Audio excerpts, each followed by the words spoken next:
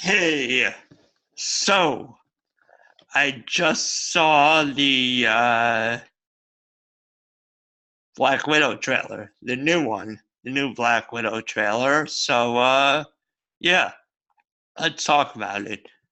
But before that, you know what to do. Hit that like button below, subscribe to the channel, and give me your thoughts. Because, if you've watched my other trailer reviews or just my other reviews in general. Uh, I, I'm not familiar with the comics background. So, there's a lot of theories that people who know the comics have, but I won't have them because I don't really know them unless I've heard other people talking about them. But I have seen all the Marvel movies, so I know the storyline and I know that stuff. So yeah. So, I thought this was a very good trailer. I liked it. Not didn't show too much, and I like the fact that Marvel seems to have really gotten the formula down pat where they're not really going to show you anything because at this point people are going to go see Marvel movies. Like when was the last time a Marvel movie didn't top $1 billion? It seems like every Marvel movie tops $1 billion at the box office. So they really don't need to do much marketing, if any. I really didn't think they needed to do any for Avengers Endgame. But this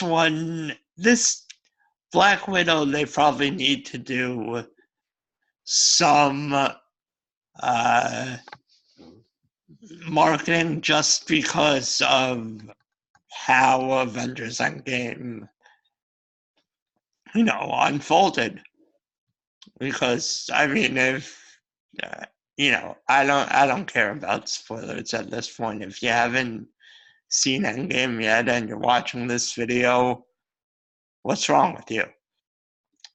But yeah, so in Avengers Endgame, spoiler alert, Black Widow dies. And she dies a very heroic death, pretty much sacrificing herself for the greater good. Because let's face it, without her sacrificing herself, I mean, you know, she, Hawkeye would have sacrificed himself and then everything would have turned out the same. But she was like, you have a family, I don't, just, I'm going to do it. And yeah, so, when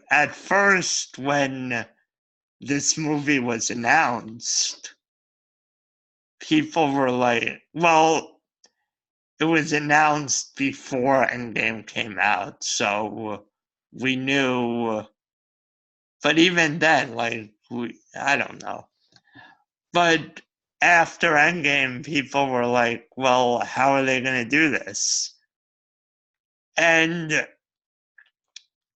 every a lot of people just figured it was going to be a movie from before Endgame. It was going to take place before Endgame. And, you know, that's how we were going to get around the fact that she died. So, you know, I think the most logical thing is that she was gonna, you know, sort of be training the new Black Widow, sort of, the person to take up her mantle because, you know, pretty much in the comics, there are always multiple versions of the hero. You know, Spider Man has Peter Parker and Miles Morales. Uh,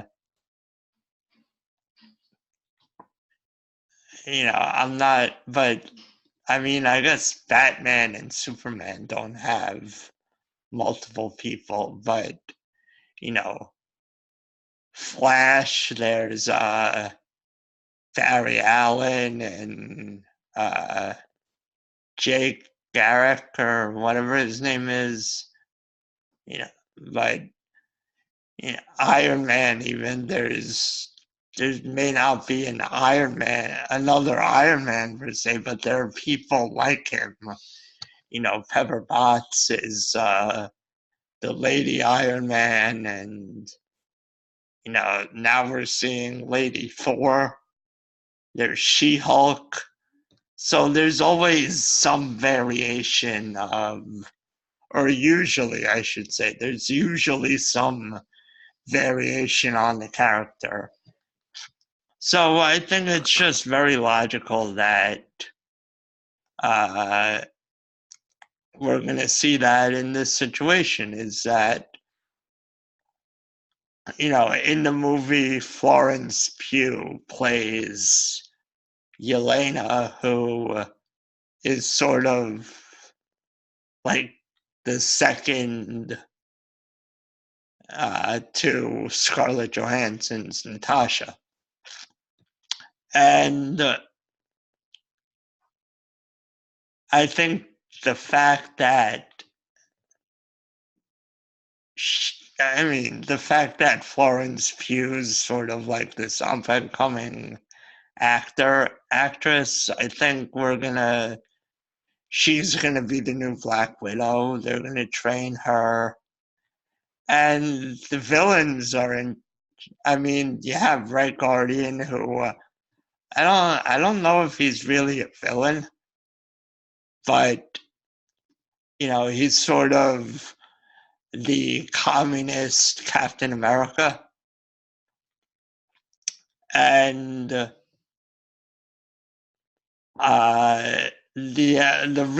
main villain is Taskmaster, who it's interesting the fact that he can basically mimic everyone, like anyone he comes in contact with, I guess.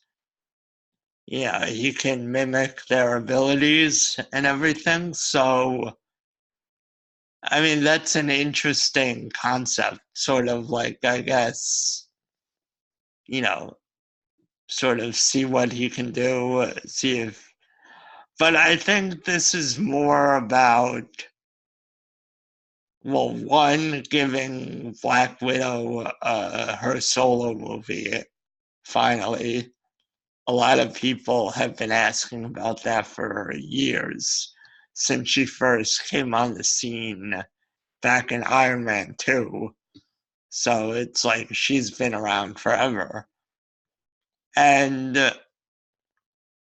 I think it sort of allows a Black Widow to still be in the Marvel Cinematic Universe, but not have it be Scarlett Johansson.